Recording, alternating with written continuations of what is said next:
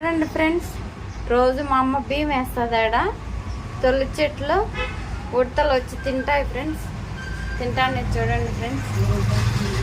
దండం పెడతాను చూడండి ఫ్రెండ్స్. అది నన్ను చూసి దండం పెట్టాక ఉడతా దండం పెడతాను ఫ్రెండ్స్. పాపం అది.